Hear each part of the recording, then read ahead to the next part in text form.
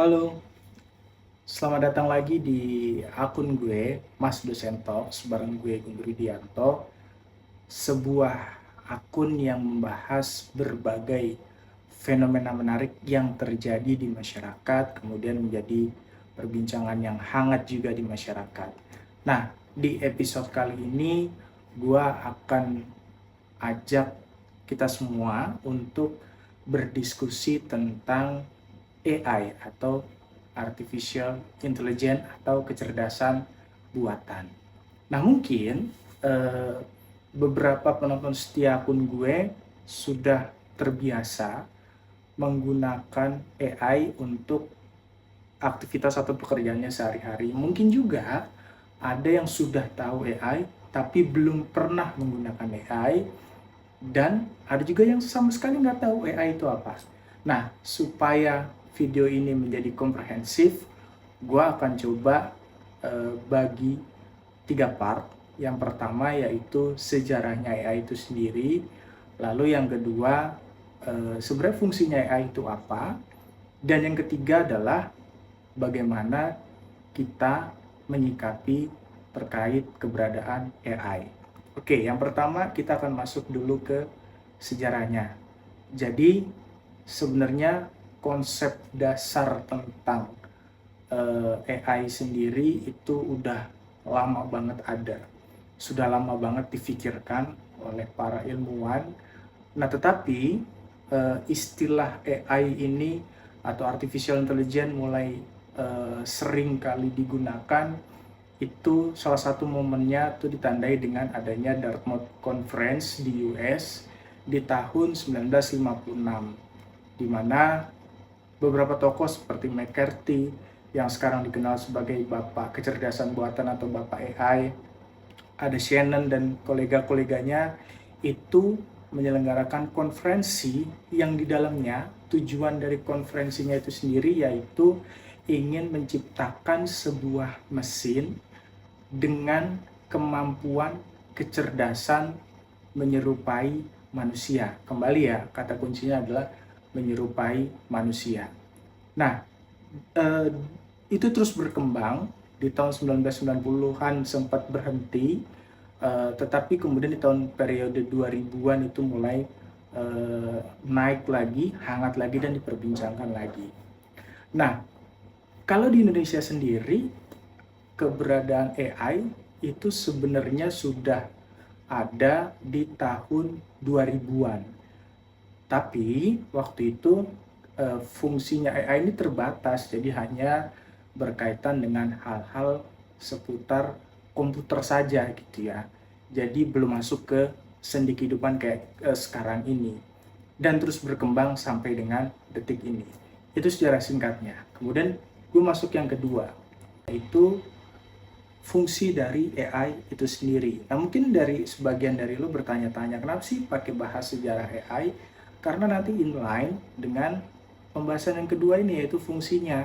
Nah kalau kita ulas sedikit tadi dari sejarah yang gue sampaikan, sebenarnya tujuan dari keberadaan AI ini adalah untuk menghadirkan mesin yang kecerdasannya itu menyerupai manusia. Nah artinya bagaimana caranya kita menciptakan sebuah sistem, sebuah teknologi yang fungsinya adalah untuk membantu manusia dalam melakukan aktivitas atau pekerjaan sehari-hari. Itu yang kedua. Terus yang ketiga, bagaimana cara kita menyikapi keberadaan AI.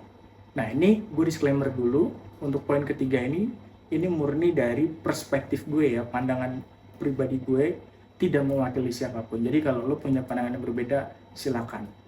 Nah, yang ketiga ini adalah gue punya 3 pandangan bagaimana cara menyikapi AI. Yang pertama, AI itu tidak akan pernah mungkin menggantikan fungsi dari manusia. Gue kasih contoh. Misalnya gini, eh, misalnya ketika kita melihat lukisan dari salah seorang pelukis yang terkenal misalnya, yang memang kita tahu dia punya sense of artnya itu tinggi. Nah, AI itu tidak akan bisa menyaingi apa yang dibuat oleh pelukis itu, gitu. Itu yang pertama. Kemudian ada nilai-nilai apa ya? Nilai-nilai moral yang mana hanya manusia yang punya, tapi AI tidak punya itu. Jadi intinya AI itu sampai kapanpun tidak akan pernah bisa menggantikan peran manusia. Nah, gue pun punya story yang menurut gue cukup menarik dan lo mungkin penting untuk lo tahu. Jadi waktu itu gue sempat ikut semacam apa namanya, kayak ya seminar lah ya, seminar kopdar gitulah ya, di mana instansi pusat gue yang menyelenggarakan, dan di situ salah satu narasumbernya adalah orang yang atau orang yang bisa dikatakan praktisi AI. Dia bilang seharinya itu bisa menghasilkan jutaan hanya dari AI. Nah, kemudian gue coba ajak diskusi. Di situ gue tanya, apakah mungkin AI bisa menggantikan peran manusia? Dan lo tahu jawabannya apa? Dan jawabannya menarik banget. Gue tulis di catatan gue dan mungkin akan menjadi pedoman gue untuk jangka waktu yang sangat lama. Jadi dia bilang gini, AI itu tidak akan pernah bisa menggantikan fungsi dan peran manusia. Tetapi orang yang tidak menggunakan AI, lambat laun posisinya akan bergeser dengan orang yang secara adaptif mempelajari AI. Nah, maka masuk ke sikap gue yang kedua tentang AI, yaitu jadikan AI ini sebagai tools untuk membantu kinerja lo, untuk memudahkan kinerja lo, gitu ya. Gue kasih contoh, misalnya ya gue sudah 7 tahun jadi konten kreator di medsos kantor gue, ya tentunya dengan scoop yang terbatas gitu ya, dengan pembahasan yang terbatas, ruang lingkup yang terbatas, tentu sekali-sekali gue akan mengalami yang namanya art block. Nah, ketika gue art block ini, biasanya gue tanda kutip berdiskusi dengan AI, kira-kira konten apa lagi yang harus gue buat. Nah, mereka AI ini akan merekomendasikan beberapa konten, kemudian menurut gue menarik nih gue ambil, ini tidak menarik gue buang. Termasuk ketika gue dikejar deadline, di waktu yang bersamaan gue harus menyelesaikan laporan, di sisi lain gue harus buat artikel misalnya. Nah, supaya cepat, gue biasanya akan memasukkan poin-poin penting, kemudian gue akan minta AI untuk menghadirkan beberapa referensi, rekomendasi untuk pengembangan artikel gue. Nah, dari situ gue ambil, oh ini oke, kemudian gue jadikan semacam guidance untuk gue bisa mengembangkan artikel yang gue buat. Ini sangat menghemat waktu, karena ketika belum ada AI, gue mungkin bisa menghabiskan waktu cukup lama untuk lepas dari art block gue gitu ya. Tapi dengan adanya AI, waktu itu bisa dipersingkat. Nah, jadi kembali poinnya adalah jadikan AI sebagai tools yang membantu dan memudahkan lo dalam menyelesaikan urusan pekerjaan harian lo. Di dalam ilmu komunikasi itu ada yang namanya teori uses and gratification. Nah, teori uses and gratification ini adalah lo menggunakan media untuk memenuhi kebutuhan lo, kemudian setelah terpenuhi lo akan timbul rasa kepuasan di situ. Jadi bukan AI yang mengendalikan lo, tapi lo yang aktif mengendalikan AI. Jadi AI digunakan sebagai tools, sebagai perangkat, sebagai media, bukan lo yang dijadikan tools oleh AI. Itu yang kedua.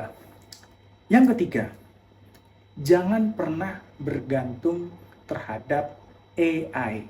Nih ya, AI itu dia memang didesain menyerupai kecerdasan manusia, tetapi lo sadar atau enggak, AI itu masih banyak keterbatasannya, kekurangannya banyak banget, dan dia tidak punya alat ukur untuk, misalnya gini, gue kasih contoh ya, misalnya gue kasih tugas ke anak-anak mahasiswa yang masih semester 1. Gue kasih kasus, terus gue minta mereka untuk diskusi kelompok. Nah, setelah diskusi kelompok, mereka kumpulkan tugas itu, dan gue baca.